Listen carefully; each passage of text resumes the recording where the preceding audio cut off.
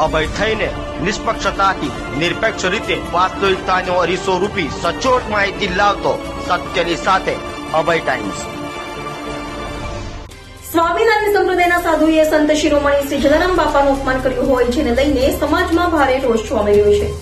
તે જ્ઞાન પ્રકાશ સ્વામી વીરપુર જલારામ બાપાના શરણોમાં આવી જાહેરમાં માફી માંગે નહીં તો રઘુવંશી સમાજ દ્વારા ગાંધી ચિંધ્યા માર્ગે આંદોલન કરાશે તેવી ચીમકી ઉચ્ચારાઈ હતી।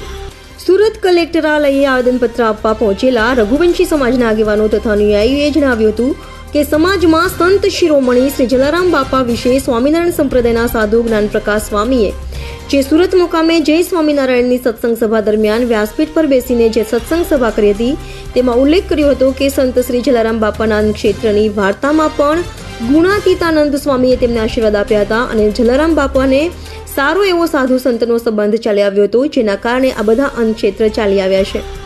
આમાં જ્ઞાન પ્રકાશ સ્વામીએ કથાશાસ્ત્રમાં વાંચીને આ સંભળાવેલું છે અને આ મિલાપનો ક્યાં અને કઈ જગ્યાએ ઉલ્લેખ છે અને જલારામ બાપા વિશે થયેલ વાર્તાનો વ્યાસપીઠ પર બેસીને ખોટા ધર્મ વિશેની વાતો કરી લોકોને ગેરમાર્ગે દોરવાનો પ્રયાસ કર્યો છે અને વધુમાં એવું જણાવ્યું હતું કે ગુણાતીતાનંદ સ્વામીના કારણે જ વીરપુરમાં સદાવ્રત યાને અન્નક્ષેત્ર ચાલી આવ્યું છે। એવી સત્સંગ સભા દરમિયાન ખોટી વાર્તાઓ કહીને એક રઘુવંશી લોહાણા સમાજનું ઘોર અપમાન કર્યું છે। સત્સંગ વિશેનો સંપૂર્ણ ખ્યાલ ના હોય અને હિન્દુ ધર્મના સંતો તથા ગુરુકુળ વિશે કેવી રીતે વાત કરવી, કઈ ભાષામાં વાત કરવી અને જલારામ બાપા એક મહાન સંત હોય અને જલારામ બાપા પર રામ બાપાના આશીર્વાદ હોય અને ભોજલરામ બાપાના આશીર્વાદ હોય। જલારામ બાપાની સેવા તથા તેમની નિષ્ઠા જોઈ જલારામ બાપાનો એક સંકલ્પ હતો કે મારે વીરપુરમાં એક સદાવ્રતને અન્નક્ષેત્રની ઈચ્છા હોય। આમ તેમની તમામ સેવા તથા કર્તવ્ય નિષ્ઠા જોઈને જલારામ બાપાએ આશીર્વાદ આપ્યા હતા, જેના કારણે વીરપુરમાં અન્નક્ષેત્ર ચાલી રહ્યું છે। જે બફાટમાં પ્રકાશ સ્વામીએ વ્યાસપીઠ પર બેસીને રઘુવંશી સમાજનું અપમાન કર્યું છે, જેમાં અમો ફરિયાદના સંતો જ નહીં અગાઉ સ્વામિનારાયણ સંપ્રદાયના સંતો અવારનવાર ખોટી વાતો કરીને હિન્દુ ધર્મને બદનામ કરવાનો તથા ખોટી હિન્દુ ધર્મ વિશે ટિપ્પણીઓ કરી બફાટ વાતો કરીને રઘુવંશી સમાજનું તથા સંત શ્રી જલારામ બાપાનું અપમાન કર્યું છે। જેથી જ્ઞાન પ્રકાશ સ્વામી વીરપુર જલારામ બાપાના શરણોમાં આવીને જાહેરમાં માફી માંગે તથા જો એ વીરપુર જલારામ બાપાના મંદિરે માફી નહીં માંગે તો રઘુવંશી સમાજ દ્વારા આગળના સમયમાં ગાંધી ચિંધ્યા માર્ગે ઉગ્ર આંદોલન કરાશે તેવી ચીમકી ઉચ્ચારી હતી।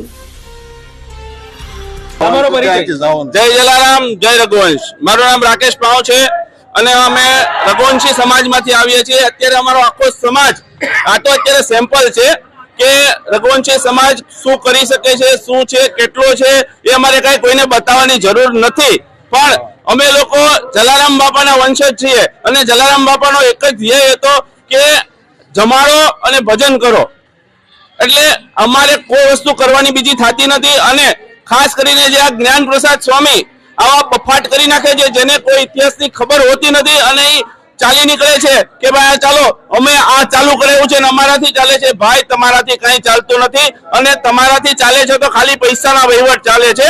સ્વામિનારાયણ સંપ્રદાયની અંદર આવો સરસ સંપ્રદાય છે, પણ આવા અમુક લંપટ જે સાધુઓ છે ને એ આખો સંપ્રદાયને એમ કહીને કે બગાડે છે અને આખા સંપ્રદાયનું નામ ખરાબ કરે છે।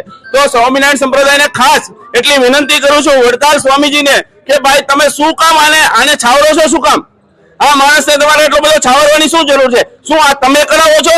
આવું જે એની ભાષણ છે તમારા ઓલાથી થાય છે? જો તમે એને છાવરતા ન હો ને તો આ માણસની કોઈ હિંમત નથી કે આ વસ્તુ બોલે।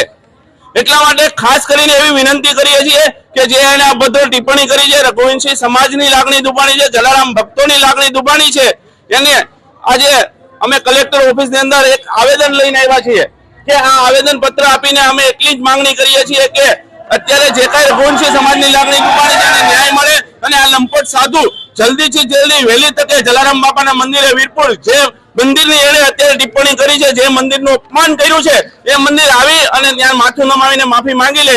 જો વહેલી તકે આ વસ્તુ થઈ જશે તો અમારે કોઈ વસ્તુ આગળ કરવાની થતી નથી, નક્કર પછી આના પગલા અને પ્રત્યાઘાત બહુ ઉપર સુધી જશે। અને ખાસ કરીને મોદી સાહેબને, હર્ષભાઈને, CR પાટીલ સાહેબને ખાસ વિનંતી છે કે સાહેબ તમારા રાજમાં જો આવા સાધુઓ આવા વર્તન કરી જાય અને હિન્દુ ધર્મને કે સનાતન ધર્મને લાંછન લગાડે એવી વાત કરે છે તો સાહેબ તમે પણ જરાક આની ઉપર ધ્યાન આપો અને અમને ન્યાય અપાવો।